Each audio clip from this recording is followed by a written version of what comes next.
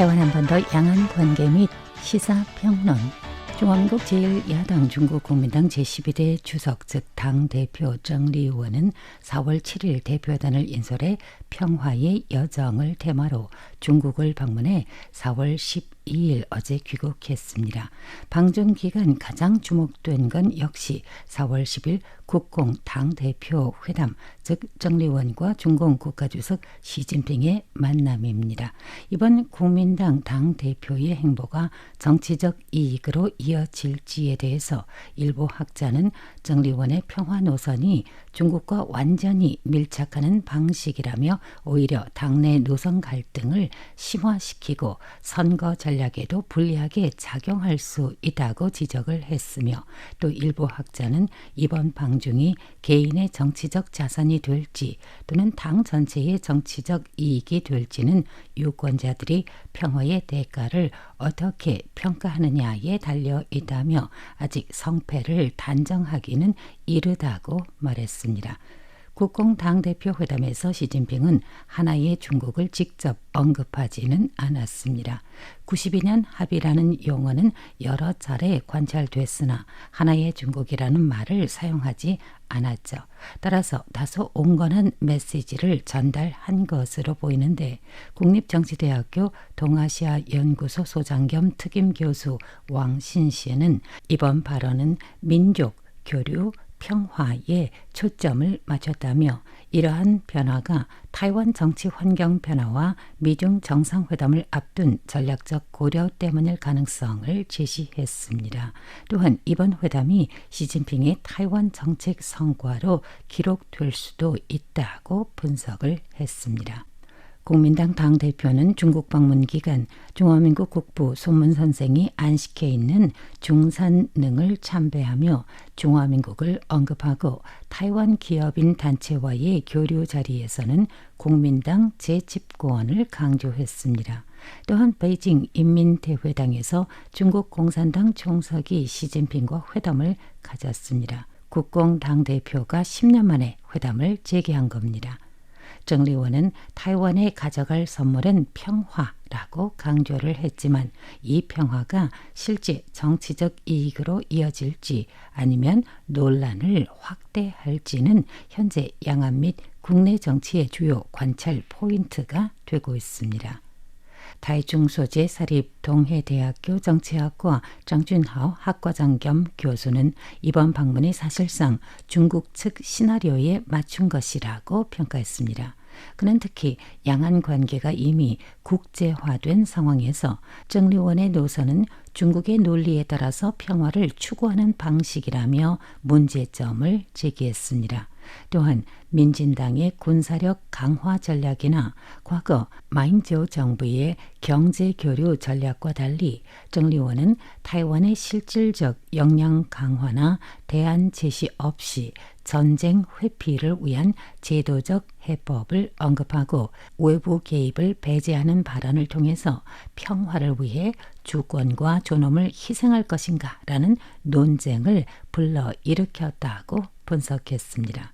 그 반면 사립중국문화대학교 국가발전 및 중국대륙연구소 주저샹 겸임 교수는 민주사회에서 중대한 양안 정치 이슈에 대한 논쟁은 자연스러운 현상이라며 여론이 아직 형성 과정에 있어 이번 방중이 선거에 어떠한 영향을 끼칠 것인가는 더 지켜봐야 한다고 밝혔습니다. 취 교수는 핵심 쟁점이 평화를 원하는가가 아니라 평화를 위해서 어떤 대가를 치를 것인가라고 지적했습니다. 동해대학교 장준하오 교수는 정리원 대표의 친중 노선이 국민당 당내 갈등을 심화시키고 2026년 지방선거와 2028년 총통선거 전략에도 부정적 영향을 미칠 수 있다고 밝혔습니다. 특히 국가 정체성 이슈를 올해 지방선거의 핵심 쟁점으로 끌어올릴 가능성이 있다고 분석했습니다. 또한 그는 정리원이 양안 간 중재자 역할을 통해 개인 정치적 이익을 추구하고 있다고 비판하며, 이는 당 전체의 부담으로 작용할 수 있다고 지적했습니다. 문화대학교 취저샹 교수는 소통이 없는 것보다 있는 것이 낫다며 방중 자체는 긴장 완화에 긍정적이라고 평가했습니다. 다만 이 평화 효과가 정치적 이익으로 이어질지는 유권자 판단에 달려있다고 강조했습니다. 그는 향후 핵심 변수는 당 지도부가 아니라 지방 후보들의 반응이라고 지적했습니다. 만약 후보들이 긍정적으로 평가하면 당내 지도력이 강화되겠지만 반대로 선거 부담으로 인식할 경우 내부 반발이나 지도부 교체 압력까지 이어질 수도 있다고 전망했습니다. 결국 이번 방중이 개인적 자산이 될지 당 전체의 이익으로 작용할지는 선거 결과로 판가름 날 것으로 보입니다. 즉 정리원 당대표가 중국에서 가져온 것이 평화의 올리브 가지인지 아니면 주권을 침식하는 독인지는 11월 말 지방선거 결과를 좌우하는 유권자들의 선택에 달려 있습니다. 행정원 대륙위원회 조주의정 위원장은 국공 당대표 회담이 있었던 4월 10일 저녁 임시 기자회견을 열고 정리원이 92년 합의 고수는 중화민국 소멸을 정당화하는 것이라며 병탄의 독을 평화의 해독제로 포장하는 것이라고 강하게 비판했습니다.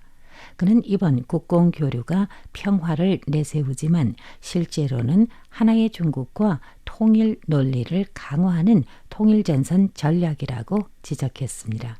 또한 정부는 중화민국의 존재를 부정하거나 국민 의사를 무시하는 어떠한 협력도 수용하지 않을 것이며 필요시 대응 조치를 취할 것이라고 강조했습니다. 대륙위원회는 베이징이 양안 문제를 내정화하려 한다고 비판하며 중국이 현실을 직시하고 타이완의 합법적 민선 정보와 공식 대화를 재개할 것을 촉구했습니다. 또한 어제 4월 12일 정리원 일행이 방중 일정을 마치고 귀국하기 전 중국 측에서 발표한 양안 교류 협력 촉진 10대 조치에 대한 우리 측 입장문을 발표했습니다. 대륙위원회는 성명에서 베이징 당국은 타이완의 민선 정부를 우회해서 양안 관계를 국공관계화하고 하나의 중국 프레임으로 규정하려 하고 있으며 이른바 92년 합의와 타이완 독립 반대를 양안 교류의 정치적 전제로 삼고 융합 통일을 목표로 타이완에 대해서 의도적으로 차별적 대우를 하며 통일 전선 전략으로 분열을 조장하고 있다며 이른바 양안 교류 협력 10대 조치 역시 과거 검증되지 못한 각종 타이완에 대한 혜택 조치와 마찬가지로 국공 양당 간 정치적 거래에 불과하며 그 비용은 전 국민이 부담하고 있다고 비판했습니다. 그러면서 우리 정부는 국가와 국민의 이익을 보장하기 위해 공권력이 관련된 양안 사안은 반드시 양측 정부가 대등하고 존엄한 조건에서 협상해야만 효력을 가지며 그래야만 국민의 권익과 복지를 실질적으로 보장할 수 있다는 명확한 입장을 표명했습니다.